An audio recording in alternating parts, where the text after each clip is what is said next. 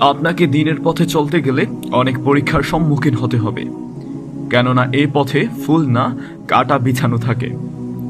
আপনাকে কষ্টের বিনিময়ে ভালো কিছু অর্জন করতে হবে।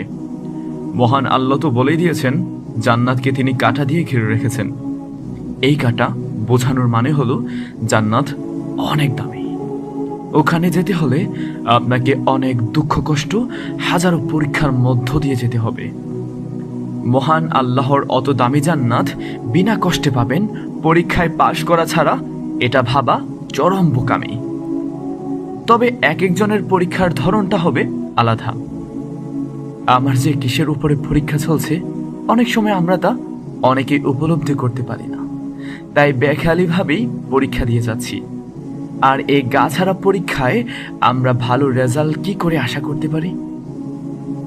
মহান রবের প্রিয় বান্দারা পরীক্ষা দিতে গিয়ে নিজের আপনজনের নিজ বাসস্থান পর্যন্ত ছেড়ে দিয়েছেন, কেননা তারা বুঝতে পেরেছেন এই সামান্য ত্যাগের বিনিময়ে মহান মালিক তাদের অতি উত্তম কিছু দান করবেন।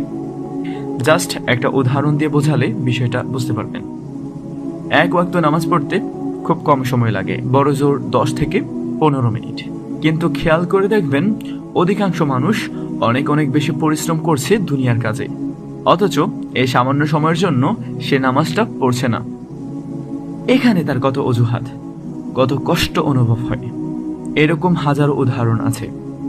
আসলে শয়তান চায় না আপনি ভালো কাজ করুন, আর যারা শয়তানের কথা পাত্তা না দিয়ে তার রবের হুকুম পালনে যে কোনো পরিস্থিতিতে প্রস্তুত থাকে, দিন শেষে তারাই হয় সফলকাম। বিশ্বাসীরা সাময়িক কষ্টের বিনিময়ে কিনে নেয় চিরস্থায়ী জান্নাত। আর কতই না উত্তম সামান্য কষ্টের বিনিময়ের শেষ হাসিটা।